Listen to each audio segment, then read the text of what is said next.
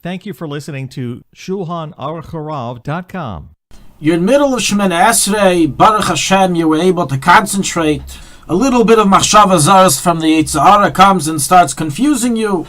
And after the daydream is over and you come back to consciousness of Shemoneh Esrei, you begin wondering, where am I? What bracha am I up to? What does a person do in such a case? He has no clue where he's holding on in Shemoneh Esrei. What bracha he already said, what bracha he didn't yet say. So the options here are very bleak. As if we tell him to repeat Shemoneh Esrei again, all the brachas he said until now, levatala, are in vain. Very severe isser. If we tell him to repeat all of the blessings that he is unsure that he said, meaning he knows for certain, he remembers before the daydream he was saying Hakel HaKadosh. So that for sure he knows he said. The daydream began afterwards, so he doesn't know where he's up to. If we tell him to repeat all those brachas, if he already said them, once again it's a bracha levatala. On the other hand, if we become stringent here and apply the rule of Safek Brachas Lahakal and tell him, repeat only from the blessing you know for sure that you did not yet say, then it still enters the whole Shemoneh Esrei into doubt, as the halacha is, that if you don't say every bracha of the 19 brachas, you're not Yetzer Shemoneh Esrei. So if you really didn't say one of these brachas, and because of the doubt you're not saying it, then all the brachas you said are levatala seemingly. As rules the Shulchanaruchharav in chapter 119, halacha 4, that all brachas must be said. So you're really stuck here in a serious dilemma of Safek brachas. So what do we do? So no need to despair. The Poskim have discussed this question. However, as you may have guessed, they are not unanimous in their opinions. Let's first begin with the case scenario that everyone is in agreement that this is what you should do, and then we'll work our way to the areas of debate. Within the first 3 and last 3 brachas of Shemoneh Esrei, the Poskim unanimously agree that if you're not sure where you're holding, meaning I don't know if I finished the bracha of Magen Avram, if I finished Mechayim Eisim, if I finished Hakel HaKadosh, maybe I did, maybe I didn't, then you go back to where? The beginning of Shemoneh Esrei. So whenever the daydream, the Yetzer Hara got you in the beginning, you go back to the beginning. Likewise, if the doubt occurs in the last 3 brachas of Ritzei or Moedim or Simshalim, you don't know if you said it or not, but you know you said everything up till that, everyone agrees you restart from Ritzei. Even if you know for sure you said Ritzei, but you don't know if you said Simshalim, you have to go back. Who brings this psak? So rules the Chaya Adam in Klal 24, Halacha 21, in the Ben Ish Chaim Pashas Mishpatim, Halacha 10. And so rule all the Poskim who require repetition, even by the other blessings, as we will now discuss. So this is the case that everyone agrees. Repeat from the beginning of the set. When in doubt, you know for certain you said Hakel HaKadosh, and you're not yet up to Ritzei. And somewhere in the middle of those blessings, you're confused of where you are. What do you do then? So that's the case scenario where we have a major debate. Some Poskim rule, which is the Chaya Adam, the Eshel Avram Abuchach, Tilu Ladavna, Ram Arik, and others, that we apply in the middle blessings of Shemoneh Esrei the classical rule of Safek Brachas Lahakal, which means do not say any brachas you have doubt in whether you said, and only start saying a bracha that you assume for certain you didn't say. You always have kavana by Yerushalayim Ircha. You know you didn't say that yet, but everything else you're unsure due to the daydream. So you'll start from Yerushalayim Ircha. Now what about what we said earlier, but if you don't say all the blessings, it's a bracha in vain? How do you escape the blessing in vain according to this approach, if maybe you didn't say some of the blessings which will invalidate your entire Shemoneh Esrei? So they answer this by saying very simply, when does not saying a bracha invalidate Shemoneh Esrei? If you could say it, you could have said it. You had ability to say it and you skipped it purposely.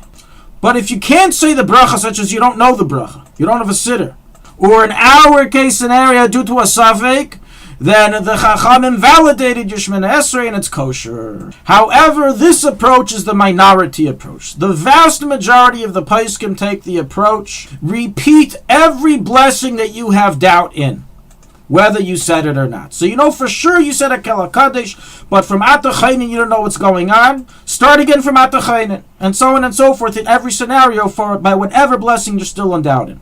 So rules the Tzemach Tzedek in Orach Chaim Tshuva 3, letter 9. It's a very, very long tshuva, and within the tshuva there's a little sandwich of a few lines which states that in Shemoneh Esrei, one who is in doubt if he said a certain blessing or did not yet say it, seemingly he is to repeat the blessings. As so is implied from the Garin Yerushalmi and Brachis and the Tzlach, and so rule b'poil the following Paiskim. The Chesed La'alofim, the Ben Ish Chai, Pischei Tshuva, Orchos Chaim of Spinka, the Stei Chemed, the Birchas Habayis, Eretz Tzvi, the Kaf HaChaim, the Stipler Gaon, the Chazon Ish, the Mishnah Berurah regarding Birchas Hamazon, and other Achreidim.